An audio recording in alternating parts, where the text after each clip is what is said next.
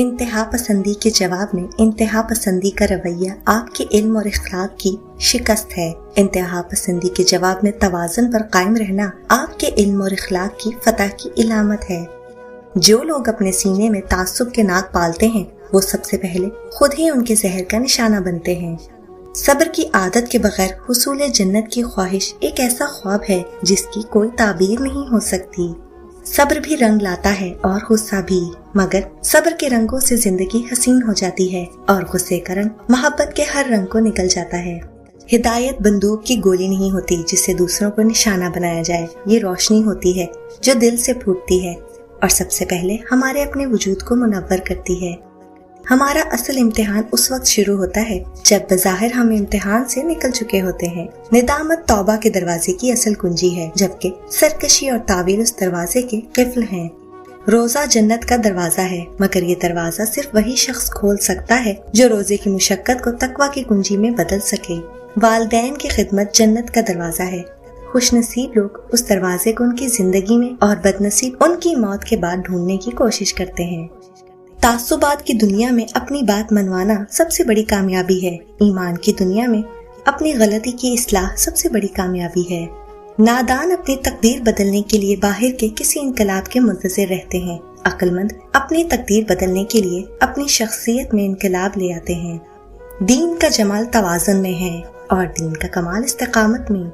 جنت سے محروم ہر شخص بد نصیب ہے، مگر سب سے بڑا بد نصیب وہ ہوگا جو اپنی خواہشات اور تعصبات کو اپنا ایمان بنانے کی وجہ سے محروم ہوگا۔ جو ایمان تحقیق کی وادی سے نہیں گزرتا وہ اکثر گمراہی کی منزل کو جا نکلتا ہے، جو اعتقاد عمل کی وادی سے نہیں گزرتا وہ اکثر جہنم کی منزل کو جا نکلتا ہے۔ اسلام کے دشمن وہ ہیں جن سے اسلام کی دعوت کو نقصان پہنچے۔ اس سے فرق نہیں پڑتا کہ وہ مسلمان ہو یا غیر مسلم، امیر ہو یا غریب، بادشاہ ہو یا فقیر، میں ہوں یا آپ، والدین ہو یا اولاد، سب کو چھوڑ کر جانا ہے اور سب کچھ چھوڑ کر جانا ہے۔ خواص کی بددیانتی اور کرپشن سے سماج کو جتنا نقصان ہوتا ہے، عوام کی بددیانتی اور کرپشن سے سماج کو اس سے کہیں زیادہ نقصان ہوتا ہے۔ جس شخص کی خوبیوں کے اعتراف کا آپ میں حوصلہ نہیں، اس پر تنقید کا آپ کو کوئی حق نہیں مل سکتا۔ کسی کو چھوٹا ثابت کر کے آپ خود بڑے نہیں ہو سکتے۔ اسلام دین فطرت ہے، وہ برائی کو بھی غیر فطری طریقے پر ختم نہیں کرتا۔ مذہب کی تاریخ کا سب سے بڑا المیہ یہ ہے کہ مذہب کے نام پر کھڑے اکثر لوگ سب سے بڑھ کر خدا سے بے خوف ہوتے ہیں۔ خواہش شیطان کا ہتھیار ہے جس سے وہ انسان کو قابو کرتا ہے، صبر انسان کا ہتھیار ہے جس سے شیطان قابو میں آ جاتا ہے۔ فرد ہو یا قوم، دونوں کے لیے ترقی کا راستہ ایک ہی اصول پر مبنی ہے، ذمہ داری زحمت نہیں ہوتی۔ شیطان کو شکست دینے کا طریقہ غلطی کے اعتراف کی عادت ہے، شیطان سے شکست کھانے کا طریقہ غلطی کی تعویل کرنے کی عادت ہے۔ اللہ ظالم کو ایک حد تک ڈھیل دیتا ہے اور ظالم سمجھتے ہیں انہیں دنیا کی بادشاہت میسر آ گئی ہے، ان پر کوئی گرفت کوئی پکڑ نہیں۔ بے شک اللہ کی پکڑ بہت سخت ہے۔ تم جانتے ہی کب ہو کہ اللہ کی لاٹھی بے آواز ہوتی ہے، اگر جانتے تو یوں لوگوں کی زندگیاں اجیرن نہ کرتے۔ صبر رکھو اور دیکھو تمہارے ساتھ برا کرنے والوں سے اللہ کیسے بدلہ لیتا ہے۔ اللہ کفار اور منافقین کو ڈھیل دیتا ہے کہ وہ اپنی سرکشی میں پختہ ہو جائیں۔ جو لوگ طاقت رکھتے ہوئے بھی کچھ نہ کریں سوائے صبر کے، ان سے زیادہ خطرناک انسان کوئی نہیں۔ وہ اپنے صبر سے ہی سامنے والے کی دنیا اور آخرت خراب کروا دیتے ہیں، کیونکہ اللہ کی لاٹھی بے آواز ہے۔ اللہ کی پکڑ سے بے خوف نہ رہیں، اللہ کی اچانک پکڑ سے وہی قوم بے خوف ہوتی ہے جو تباہ ہونے والی ہو۔ جب انسان اللہ کی پکڑ کو بھول جاتا ہے تو اس کا دل سخت ہو جاتا ہے، اور سخت دل اللہ کے غضب کی نشانی ہے۔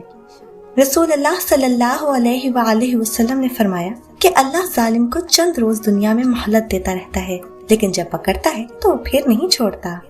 اللہ کی پکڑ انسان کی اکڑ کو ایک جھٹکے میں نکال دیتی ہے۔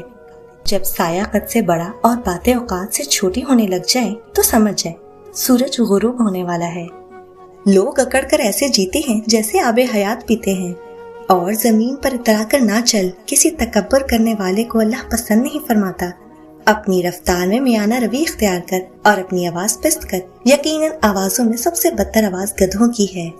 رسول اللہ صلی اللہ علیہ وآلہ وسلم نے فرمایا، جب تم دیکھو کہ اللہ کسی شخص کو نافرمانیوں کے باوجود اس کی پسند کی دنیاوی چیزیں دے رہے ہیں تو سمجھ لو کہ یہ اس کے لیے ڈھیل ہے۔ वो अल्लाह है, वो रुस्वा नहीं करता जमाने की तरह। वो अपने दर पर आने वालों को थाम लेता है। वो दिलों के राज संभाल लेता है। वो टूटे दिलों को जोड़ देता है, बिखरी रूह को संवार देता है। वो अल्लाह है जो हर चीज को नवाज देता है। क्या उदास होकर कुछ बन गया आपका? क्या उदासी ने आपकी जिंदगी का सूरज गुरूब कर दिया? क्या उदासी की वजह से आपने जीना खाना पीना हमेशा के लिए छोड़ दिया? नहीं ना। तो फिर इस उदासी का आपको क्या फायदा हुआ?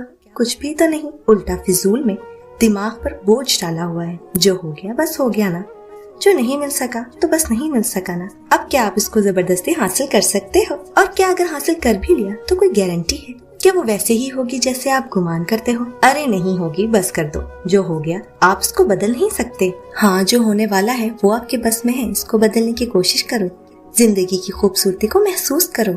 जो नहीं मिला वो आपके लिए नहीं बना, वो अगर मिल भी जाता तो आपके पास हमेशा नहीं रहना था।